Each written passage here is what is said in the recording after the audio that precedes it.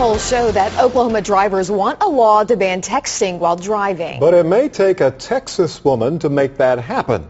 News 9's Doug Warner shows us how she plans to persuade lawmakers to keep people from driving while intoxicated. And out of all people, your mother. Jennifer Smith stands just feet away from the Northwest Oklahoma City intersection where her mother lost her life less than a year ago. You never know how irreplaceable your mother is and how much of you your mother is. Your mother, the day your mother passes away, you will never be the same.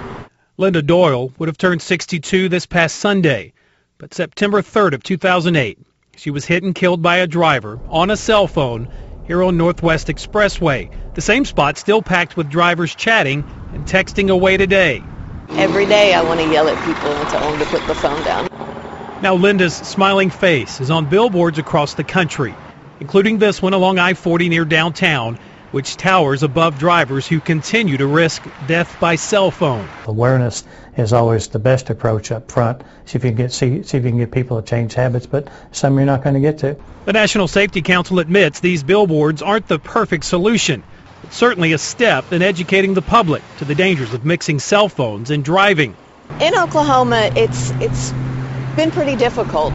But now they've got help from this Texan who returns to her native Oklahoma City often, armed with research, like how some think texting and driving is considered worse than drunk driving. I don't want to be on the roads with 100 million drunk drivers. And armed with stories about her mother and prepared to share them with any lawmaker willing to listen. In Oklahoma, I know, but all the bills have been thrown out, have been squashed, and I'm just hoping that when they see the neighboring states and other states are doing this, that they can also jump on board. 7 of the 8 states surrounding Oklahoma have passed some level of restrictions, so Jennifer isn't sure what Oklahoma is waiting on. It seems like you've got to hear the horror stories before you make a change, I'm afraid. Horror stories like Linda Doyle's death by cell phone. My mother's gone and I'm only 35. Doug Warner, News 9. Now, the young driver who caused that crash never served a day in jail, but he did show our Doug Warner the weight of his burden. Right then, I was screaming. Witnesses were coming up, holding me up because I just couldn't handle it. I knew what had happened. You knew right then? I knew right then that I just killed her.